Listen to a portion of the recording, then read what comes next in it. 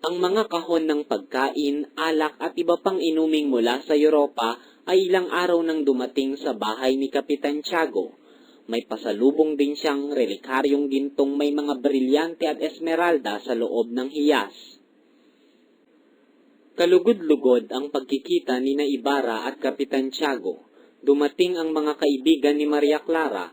Inanyayahan siyang mamasyal at kaagad pinayagan naman ng ama. Naparaan sila sa panulukan ng liwasang bayan at nakita nila ang isang bulag na lalaking umaawit sa saliw ng kanyang gitara. Pagkaawit ay inilalapag at nilalayuan nito ang kanyang bakol. Nagtanong si Maria Clara kung sino ang taong yaon. Sinabi ni Iday na ang taong iyon ay isang ketonging iniiwasan ng mga tao upang huwag mahawa. Naawa si Maria Clara. Mabilis na lumapit at inihulog sa bakol ng ketongin ang agnos na kahahandog lamang sa kanya ng kanyang ama. Bakit may binigay yon? Wala akong maibigay na iba. Hindi niya magagamit iyon. Hindi tatanggapin ng kahit sino sapagkat siya'y pinangingidagan. Lumapit ang ketongin sa bakol. Kinuha ang agnos at hinagkan ito. Pagkatapos ay hinagkan naman ang mga bakas ng yapak ni Maria Clara. Nang mga oras na iyon ay lumapit si Sisa at tinanganan sa bisig ang ketongin. Binitiwan ni Sisa ang ketongin at umalis na umaawit. Ano na bang nagawa mo ukol sa babaeng iyon? Wala pa, ngunit nangako ang kurang ako'y tutulungan. Ngunit pinag-iingat ako dahil sa tila may kinalaman ng Gwardiya Sibil sa bagay na ito. Makaraan ang ilang sandali, nakita nilang ang baliw ay kinaladkad ng Gwardiya Sibil. Mabilis na dinampot ng ketongin ang kanyang bakol at umalis. Nagyaya nang umuwi si Maria Clara dahil nawala na ang kanyang kasayahan.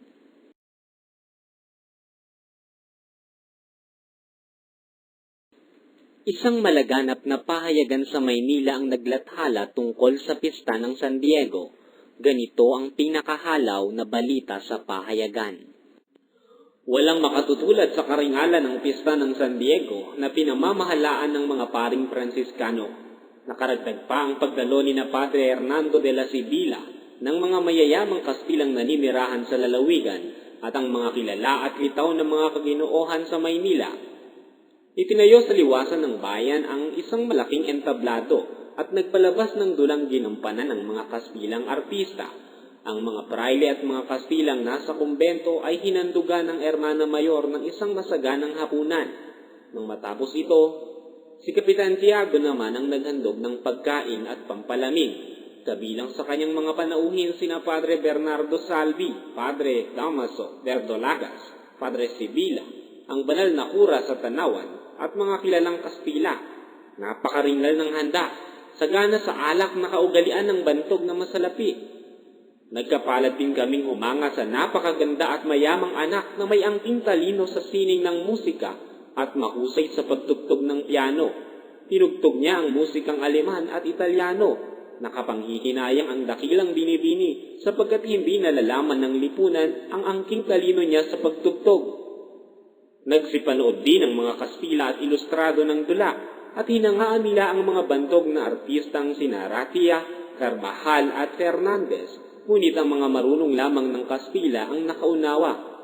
Ang mga Indio, lalo na ang kapitan na hindi nakauunawa ng Kastila, ay nasiyahan na lang sa komedyang Tagalog.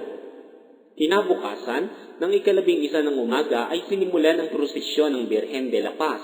Iniligid sa simbahan ang prosesyon. Kasama rito ang karong pilak ni na Santo Domingo, San Diego at Virgen de la Paz. Sinimulan ang misa kantada nang matapos ang prosesyon sa saliw ng orkestra at awit ng mga artista.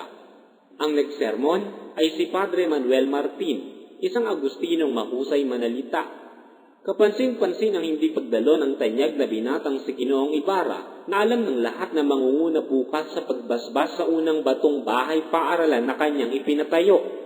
Sa buong maghapoy hindi namataan si Ginoong Ibarra dahil daw may kaunting karamdaman.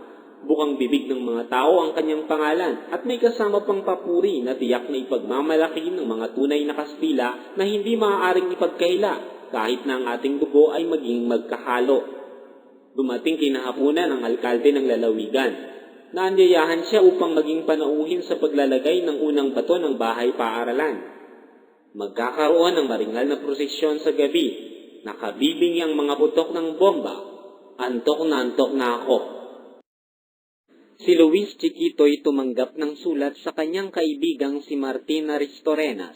Inaanyayahan siyang makipamista sa San Diego upang makaharap ang mga batikang tahur, kabilang dito sina Kapitan Tiago, Kapitan Joaquin, Kabesang Manuel, Padre Damaso at ang konsul.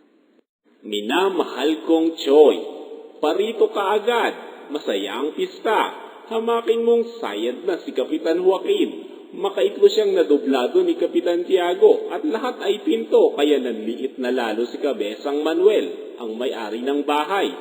Sa galit ni Padre Damaso na ni minsan ay di pa tumatama, binasag sa isang suntok ang isang lampara na ipatalo na ng konsul sa sabong at pagbangka ang tinalo sa atin sa Binyang at sa Del Pilar sa Santa Cruz.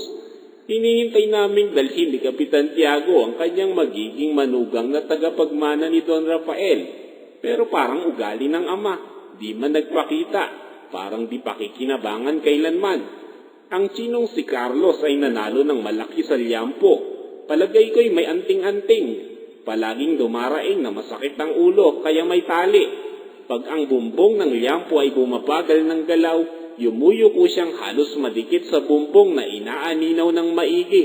Dala na ako, may alam akong ganito rin. Paalam, Choy. Mabuti naman ang manok ko. Ang aking asawa ay nawiwili sa masayang paglilibang. Ang iyong kaibigan, Martin Aristorenas. Tumanggap din si Ibarra ng liham na dinala ni Andeng. Crisostomo, ilang araw nang hindi tayo nagkikita. Ikaw raw ay may sakit kaya ipinagdarasal kita at ipinagtulos ng 2 kandila. Kahit na sinabi ni Itay na hindi ka naman malubha. Kagabi, pinilit nila akong tumugtog at sumayaw kaya ako'y nayamot. May mga ganyan palang tao. Kung hindi lang ako kwinwentuhan ni Padre Damaso ay talagang iiwanan ko sila. Ipaabot mo sa akin ang iyong kalagayan at ipadadalaw kita kay Itay. Ipaubaya mo na kay Andeng ang paglalaga ng iyong tsaa. Mahusay siya kaysa iyong mga katulong. Maria Clara. Habol, pag hindi ka pumarito bukas, hindi ako dadalo sa seremonya. Paalam. Di magkamayaw ang maraming tao sa harap ng simbahan. Sa harapan ng simbahan ay may isang nakatigil na banda ng musiko.